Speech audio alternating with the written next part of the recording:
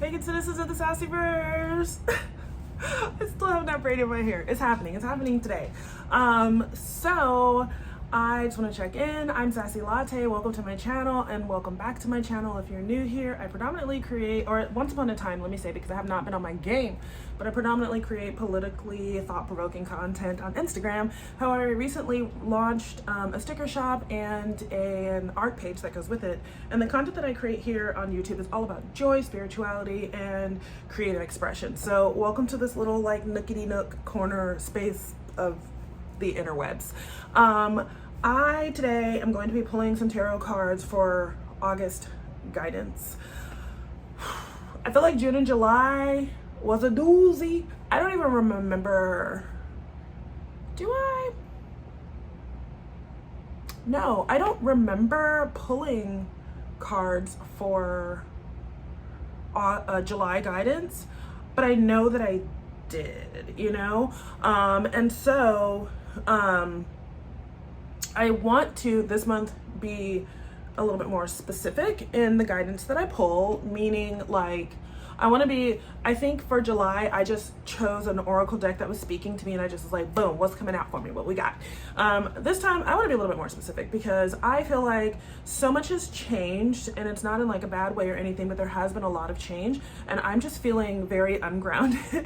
I feel very ungrounded in my like relationships with people right now, having this new job and having like no energy. It's like the every day when I get home, the iota of brain cells that I have left really just goes to, can I feed myself? Can I check in with my kids? And then, you know, because I have had two like 7 to 10 day flare-ups from the end of June to the end of July, I go to bed. And that's kind of just been it. And so I'm feeling very disconnected, and I find myself in a place of like craving familiarity in terms of tasks, things that bring me joy. I'm craving familiarity in the social aspect, especially like very significantly. And so I kind of wanted to pull some tarot cards about my personal relationships. So for that, I always use, I have it right here, my Light Seer deck. I don't know. Every time I get a new deck, I interview it and I kind of like figure out like what is the work that we're gonna do together, right? Like what is this deck predominantly going to reveal to me? What is the context? What is the context for the cards that I pull from this deck? So I definitely I really love this deck. I love the art. I love the colors. I think it's just very it just speaks to me on a whole lot of levels. So I love it. But I need that guidance this month for relationships because I just feel so disconnected. I am very intentional about making time to connect to my children. They're my babes, but that's almost kind of it. That's all I have energy for. And I find myself deeply missing family. I find myself missing obviously my friends. I just feel I don't know I just don't feel very grounded in that. And I think that before this job, even though I had a lot going on before this job, I did feel very connected to people.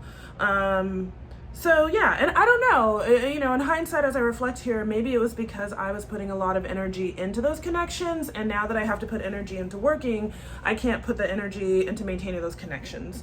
And I need to be aware of that, and also just step up and be like, hey, can you check on me? I'm not gonna remember to do it myself. Can you check on me? So that's also, kind of something that I'm working through right now, reflecting on and thinking about, and then I also feel very detached from myself, as a person. I don't feel grounded in myself. So I want to pull some cards from this spirit animal deck. I just interviewed it yesterday from the Wild Unknown. I love the art on this deck. I got it a little while ago, but I hadn't had the time to interview it, and I don't know. I think it's just a little bit of a rigidity for me, but I want to know the kind of context to understand the cards. It doesn't matter what I'm pulling for, right? Like I could be like, I just want to know what my energy is today. So if I pull my energy from the Light Seer deck, I understand it through the lens of how I connect with people. Guess that was over there. I've been looking for that. So, you know, but I really am excited about this deck. I want to share those things with you because, you know, I like sharing the spirituality, but I also love sharing my art and journaling and things like that in this space as well. So let's go have a look at that together. And I want to share kind of like what came out in terms of like the work that we're going to do and how to contextualize the messages that I get from that specific deck. All right, so this is my tarot journal, nothing special. Maybe one day I will get into, like, if it's a cover like this, where I can actually like decorate it. Maybe one day I'll get into decorating my like covers on my journals, but this is my tarot journal, and you know, it's the Wild Unknown Pocket Animal Spirit deck. So this is my own sticker. I don't ever really use my own stickers on anything, but I really love the way that this came out. I feel like the energy and the colors were very much in alignment with what I was feeling. So this deck, let me see if I still have my cards like right on top. I don't really reshuffle them after I'm done pulling, so they should in theory be on top still. Yeah, here we go. So these are the cards that I pulled. I'll show them to you really quickly. For what are my strengths as a deck, I got the turtle. The turtle is about being grounded, feeling at home with yourself, authentic self-expression. It's about adventure seeking and storytelling, and like finding authenticity through adventure and storytelling. And that means a lot to me because I feel like that as a creator is so much of what I do, right? Like I'm essentially a storyteller as an artist. And so I think like coming into a deck that's like, no, I'm going to help you stay grounded in that part of yourself, in your authenticity. At my heart of hearts, I will always be a creator. And I love that this is like what this deck is coming to me for. And then I got weaknesses as a deck. Okay, so this was really hard for me because the Black Egg is all about speaking from an authentic voice and like being outspoken, being bold and whatnot, and like clearing out that weight and the resistance so that you can be bold. The way, and listen, I had to like consult with the besties. I had to consult with Aventrine because she's really good at what she does. I'll link everything for her below and her Ko-fi shop in case you ever want a reading, because honestly, Aventrine just like does not miss. If you want somebody who is genuine in their readings and not purely existing for entertainment on the internet because it is lucrative for some spirituality people, I would highly recommend Aventrine because she's going to do it because she genuinely cares about what she's doing and not necessarily about the entertainment aspect. No shade on people who are here, because I be watching my faves, my favorite tarot videos too. No shade, but I'm just saying if you want that good, Aventrine is the way to go, and I'll link all of her stuff below in the description. But the Black Egg is all about kind of like being bold and like speaking out. So the way that I interpreted this, or like the message that came to me after about 20 minutes of being confused, is that like this deck is going to challenge me to speak truth to power. It's going to challenge me to reflect on like my shadow self and to like break free of the past. This deck is, you know, going to challenge me to like show up as boldly, unapologetically, and authentically as humanly possible. And so what I wrote to myself is like, if I'm seeking softness in my guidance, this deck is not going to offer it. This deck is going to always encourage me to sit in my truth, to be grounded and to be bold and to be unapologetic, to seek adventure and to tell my fucking story. And so if I'm looking for a deck that's going to give me those messages and that guidance in a gentle way, this to me is kind of like symbolizing that's not going to happen. That's not who you are. You're not a baby, okay? You're a fire-breathing fucking dragon. You're a viper. You're a cobra. You have fucking mad tigress energy. And so I feel like the energy that I put into this deck as I was interviewing it was reflecting back to me and saying like, you know, it's okay if you need to be tender, but we're not going to be soft. I think tender and soft are not the same thing. So if I'm looking for a deck that's going to be super soft with me, this is not it. This one is going to challenge me to be as bold as I know that I am. And so the work that we're going to do together, which I'm really excited about as well, I got the cheetah and I got the tiger. I love this tiger. The moon is everything. So essentially together, this is, I think the cheetah was masculine energy, solar energy, achievement, fast action, paced, like just really running towards goals, headstrong, not stopping, cannot be stopped. That's this. And it's balanced out by the feminine energy of the same thing, basically. So like still being forceful, still being passionate, still being, you know, sensual, still moving. There's still fire here. Like these are both fire cards, fire elements. And so there's still that same sort of like Aries fire sign energy, but this is the masculine of chasing and rushing, and this is the feminine of sitting within that sensuality and like attraction, right? So this is the go-getter, this is the attraction, and they're coming together. And like I think that that's really interesting because also in the book for the turtle, it talked about balance a lot too, and so I feel like there's a lot of balance. So I'm really excited to pull some guidance from this deck just for the month of August, just to see what this is going to tell me about how to stay grounded in myself. So I've got a deck about relationships, and I've got a deck about how to connect to myself. I want to pull from one more deck. Okay, the last deck that I want to pull from is this Guardian of... Okay, for some reason the owl looked like it was upside down. All right, from this Guardian of the Night Tarot, this deck specifically connects to like work. So like work, creativity, how am I collaborating, how I'm moving through things. I feel like I just got a new job. I'm still going through training. I'm still learning a lot. I'm still reacclimating to being back in the traditional workforce. But I also feel like, you know, like give me, what am I doing? You know?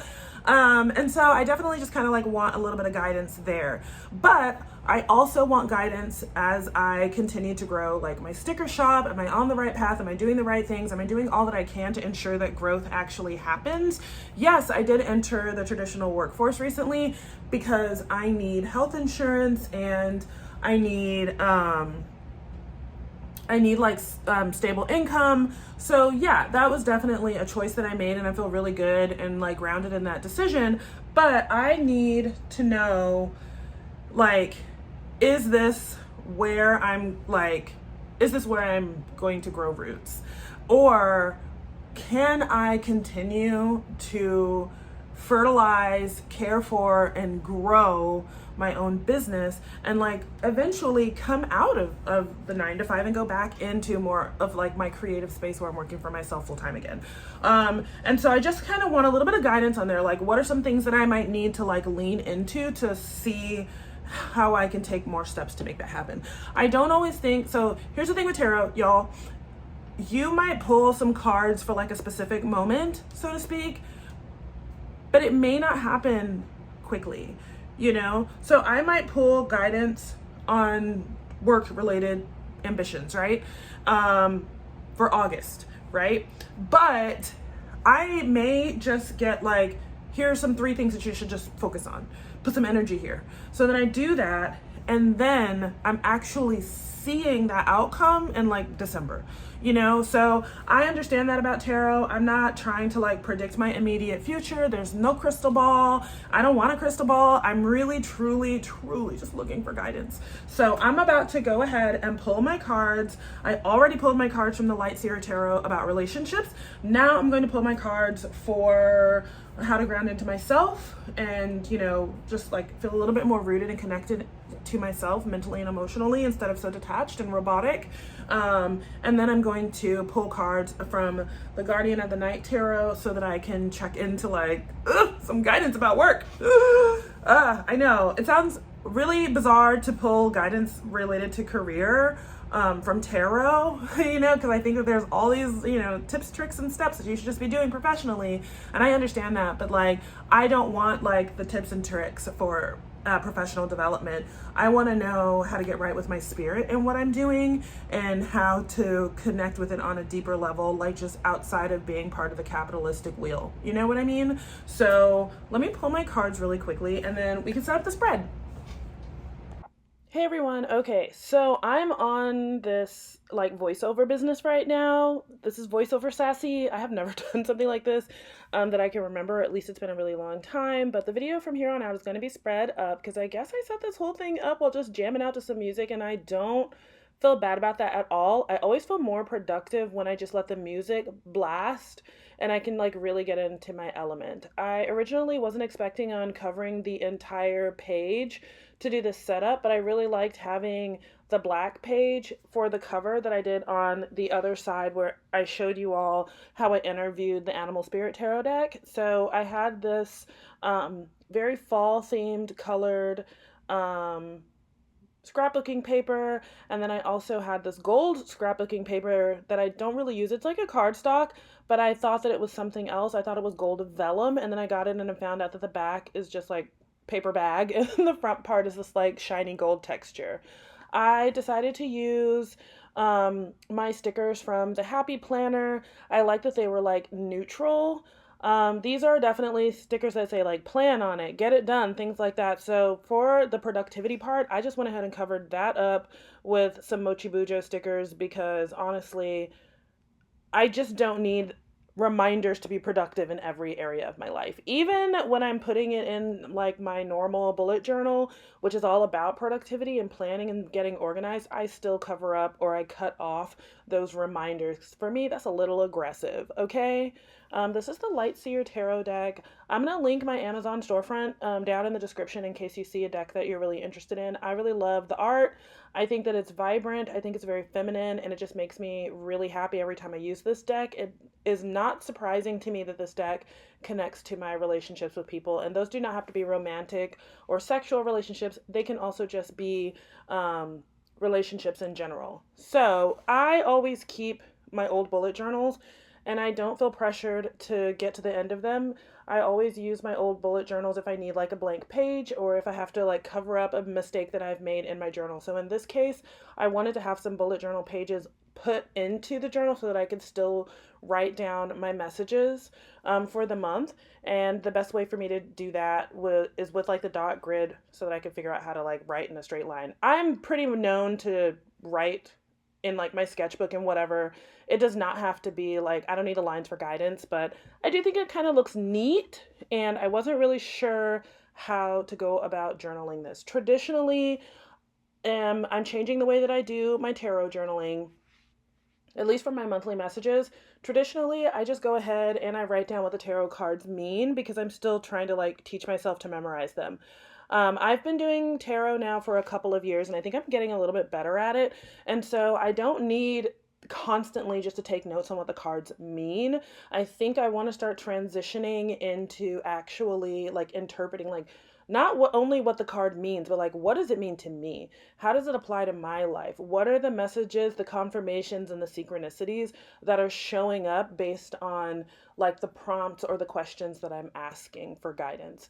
So that's why I just kind of wanted to have like a big space that I could like do some real reflective journaling instead of just taking notes on what the cards say for messages.